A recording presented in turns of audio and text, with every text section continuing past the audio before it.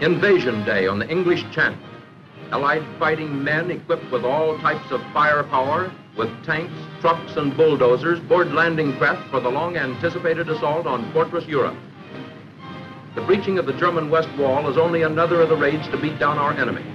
North Africa, Sicily, Italy, New Guinea, the Bismarcks, the Solomons, the Carolines, the Marianas, and now France.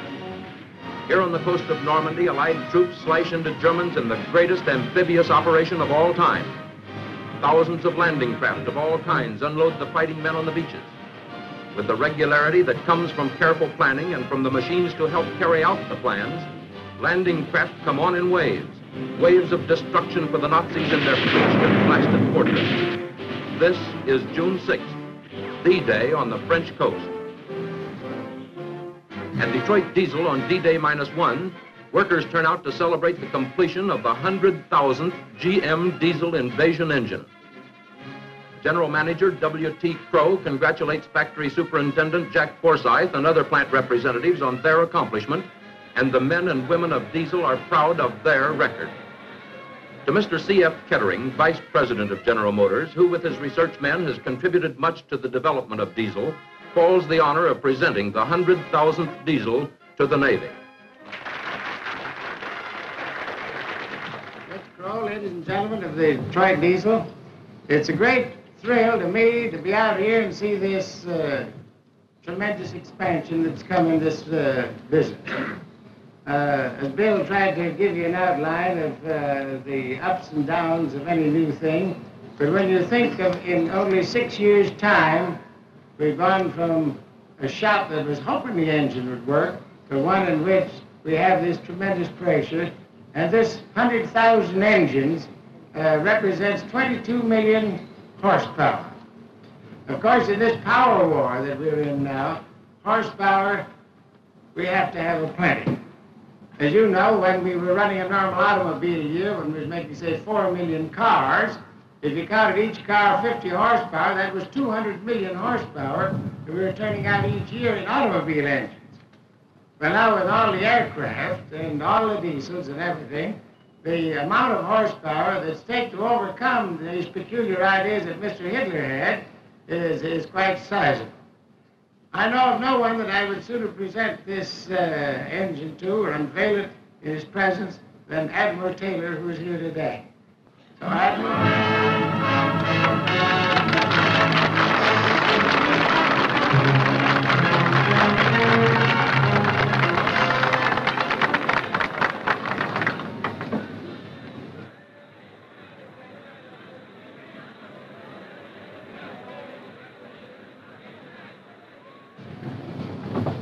Admiral Taylor, Admiral Taylor, I take great pleasure in presenting to you, as a representative of the United States Navy, this 100,000th engine.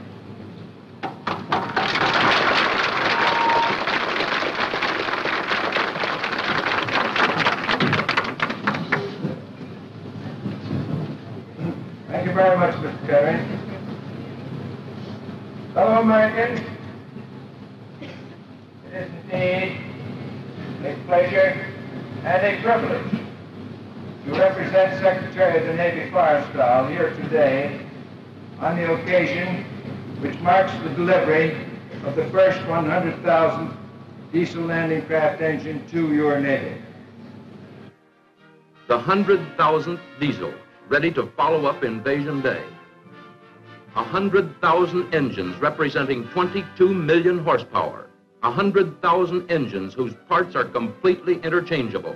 100,000 engines carrying men and weapons and materials to every battlefront, generating power for searchlights and water purification and all the necessities of life in battle areas, powering the giant bulldozers that chop landing fields and roadways from the forest.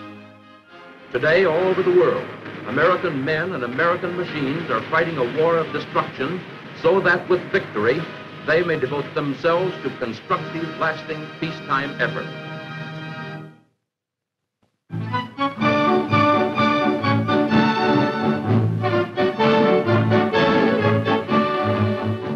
It's the show for 1944 with emphasis on air-mindedness.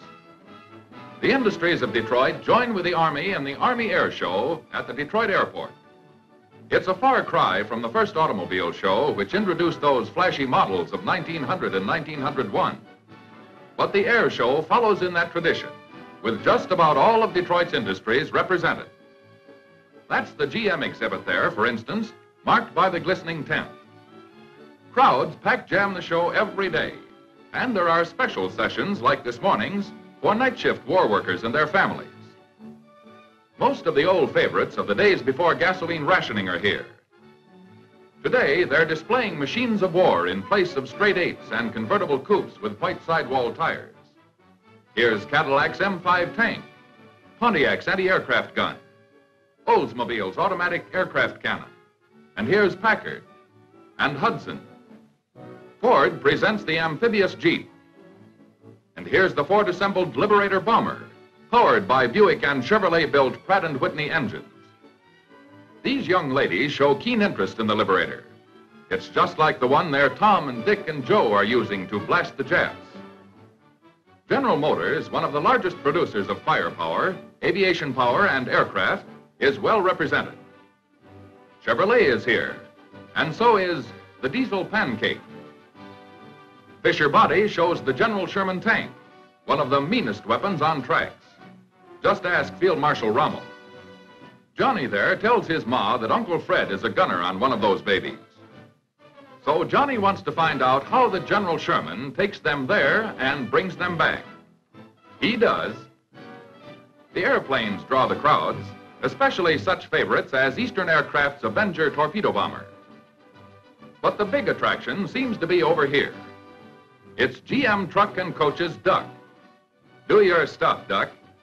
And the Duck does, showing just how it helped in Africa, Sicily, Italy, and France. It's really something to hold the attention of these boys and girls. Sometimes there's hidden drama in a tank, in a gun, or in a plane that reminds somebody of somebody else in uniform. There is a comfort in the knowledge that the somebody out there has the best that can be built. And that comfort is what the 1944 show tries to bring to all the somebodies back here.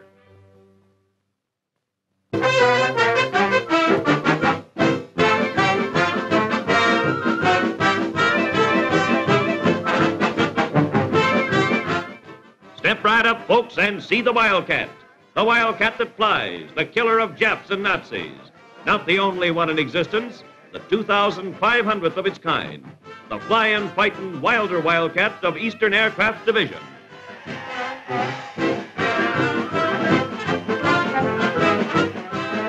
And here she comes.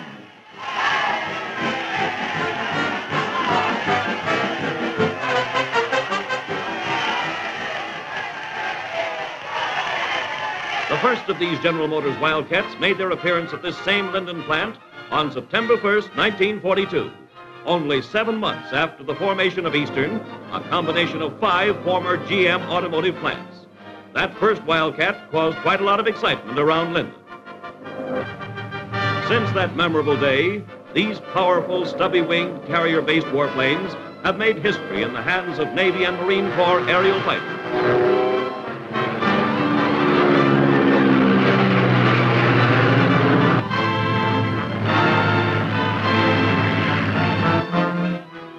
More than 10,000 of the folks of GM's Eastern Aircraft Division, the sole producers of the Wildcats, gathered in the Linden plant to witness the official christening and delivery to the United States Navy of the 2,500th of these famous fighter planes.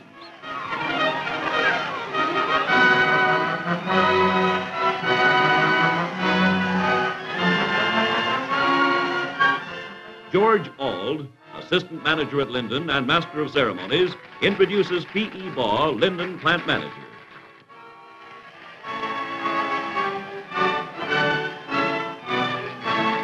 Officially representing the United States Navy, Rear Admiral C.H. Woodward salutes the workers of Eastern Aircraft Division for their fine record of producing 2,500 of these carrier-based fighter planes in such a brief period of time, in spite of almost constant design changes to keep the Wildcats the best lightweight fighter planes in combat service. Eastern is turning out more combat planes for the Navy than any other single producer.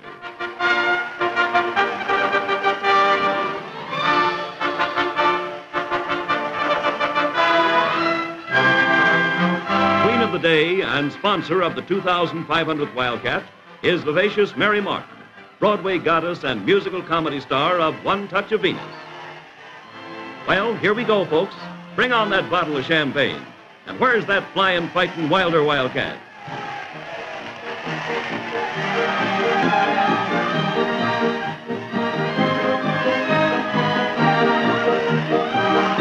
Let's go.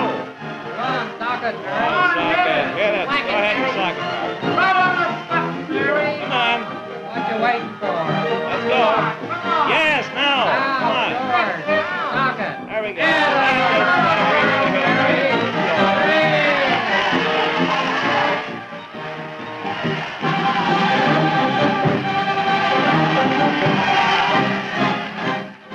Thus was christened a new and wilder Wildcat, destined to bring new combat strength and striking power to Navy and Marine Corps fighting pilots, and new credit to Eastern Aircraft Division of General Motors.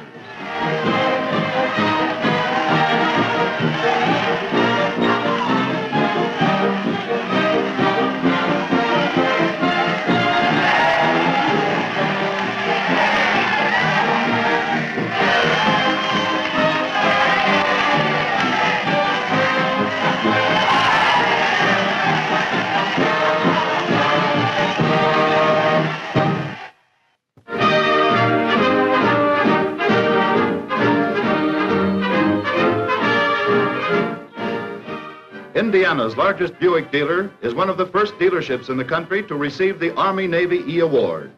When car production stopped, there was no retrenchment at Monarch Buick in Indianapolis. Monarch's enterprising president, William R. Kraft, went right out and found a war production job for his expert mechanics. Good mechanics can work it if it's made out of metal, said Mr. Kraft.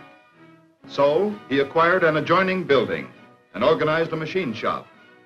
Here, Monarch's mechanics machine critical parts for war goods. Opened just 2 years ago, by June 1st, Monarch had manufactured and shipped 250,000 pieces to prime war production plants. Monarch subcontracts for Allison and Delco Remy divisions of GM, Stewart Warner, Universal Gear, RCA Victor, and Curtiss Wright. A small war plant, but one of the best, says the Army and Navy, and they should know. Monarch people and their families are definitely a part of the war effort. Colonel Enos tells the Monarch organization their production record is outstanding, but no soldier on the battlefront or on the production front can rest until victory is ours. To them, Lieutenant Colonel G.M. Enos presents the E for excellence.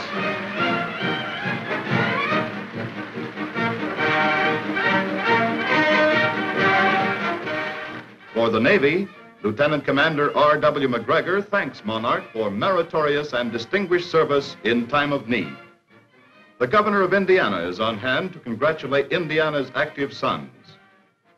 Monarch employee representatives received their E-pins from Private Richard Ensley, native Hoosier wounded at Anzio.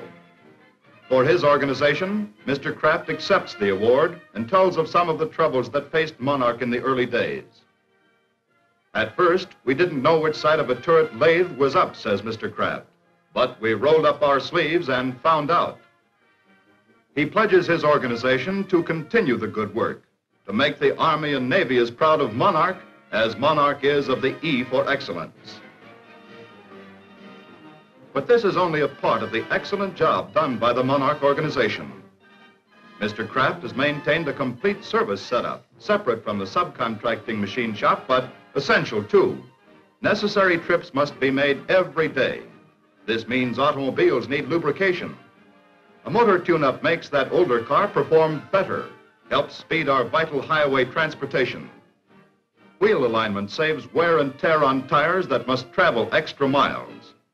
And there's service needed for cars that get into accidents that shouldn't happen but do. Today at Monarch, the servicing and repair of automobiles still goes on. And there are few jobs more important than that of helping the community to keep its transportation rolling.